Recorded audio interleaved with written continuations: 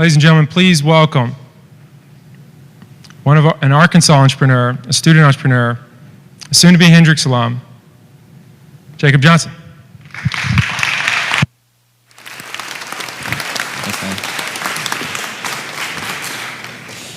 I'm actually 18, Eric. No big deal. Good afternoon, everyone. My name is Jacob Johnston.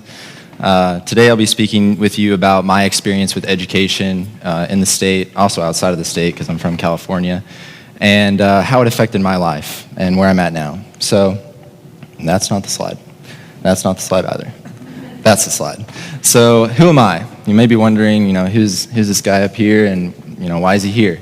Well, as Eric said, he didn't say this, but I graduated from the Arkansas School for Mathematics, Sciences, and the Arts in 2015. I'm currently a neuroscience major at Hendrix. I've been involved with 3 startups since I was age 13, 2 of which are still in business, including LandMe. I interned at MIT. I went to a summer program at MIT and at Harvard, and I now intern at the Arkansas Regional Innovation Hub here in Little Rock. So now that you know a little bit about me, let's talk about education, what we're here for. So here's a quote that I think all of you should read. Basically, to me, this means that we as educators have a lot of room that we can improve. But what does this mean, and why is what we're doing with education not working for everyone right now? Well, Mark Twain once said, I have never let my schooling interfere with my education. And as you all know, there's so many different types of ways to learn. There's auditory learners, there's kinesthetic learners, there's mixtures and all different types. And to have a schooling system in America where the main type of learning that is focused on in classrooms is primarily auditory and visual learning is very conventional, in my opinion. And the same, a common misconception with this quote is that schooling and education are the same thing, when indeed they're really not. Education is the culmination of facts, ideas, and experiences that we've all had over a lifetime. And although schooling is an integral part of education, it's very orthodox right now, and it doesn't give students a way to really interact with the real world. And we see more of this coming to light with apprenticeship-based learning, like what Noble Impact's doing. But I think that to be very efficient as an overall global whole, we need to be doing this inside the classroom right now. So what I think we can do is we need to rethink the way that we teach or that we deliver knowledge to K through 12 educators, or to people in K through 12. So I will note that my K through 12 education was fairly unique. I went to a Montessori school when I was in pre-K and kindergarten, and developmentally speaking, the ages 0 to 5 are some of the most crucial for us to be able to learn and develop throughout our lives. And some of you may not know what Montessori school is, but the curriculum was created by Dr. Maria Montessori, and she once said, "Education is a natural process carried out by the human individual and is not acquired by listening to words, but by experiences in the environment." And when I went to Montessori school, they focused on children's freedom, the freedom of movement around the classroom. Sorry, that's a tongue twister. And also the main thing that Montessori curriculum focuses on is a discovery model where students learn basic concepts by working with materials instead of being given direct instruction. And I found this to be the most critical part of my learning, because when I was given the ability to be socially integrated with my peers and learn by exploration and experience, I became more excited about what I was learning, and I actually wanted to learn what I was learning. I became engaged. If we fast forward all the way to 2004, when I moved to Arkansas, I began to attend Greenbrier School District just down the road.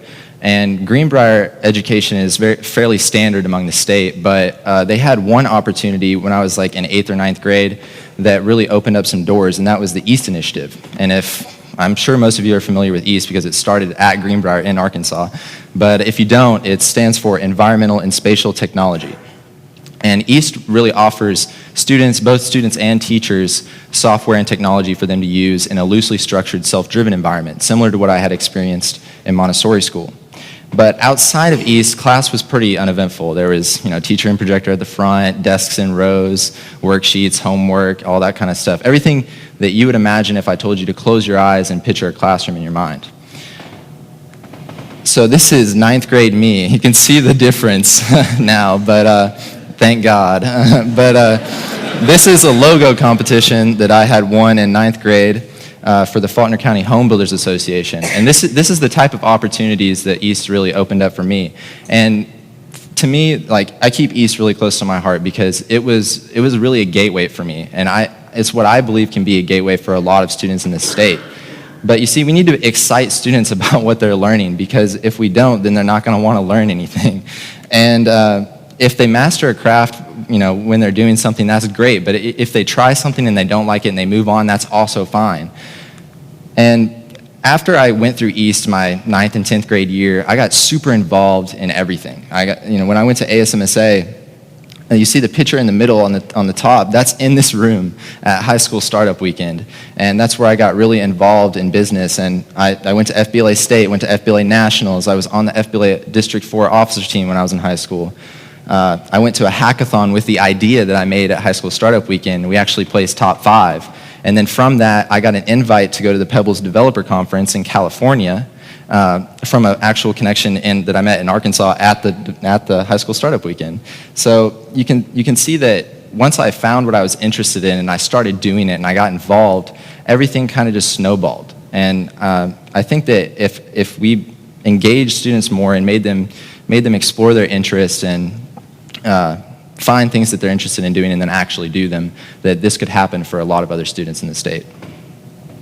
Unfortunately, I'm an outlier in the education system, and this doesn't happen for everyone. So you may be wondering, what ideas do I have to make this better? Well, there's 3 things: engagement, exploration, and execution. We need administration from school districts and teachers to engage more with their students, not just inside the classroom, but outside of the classroom.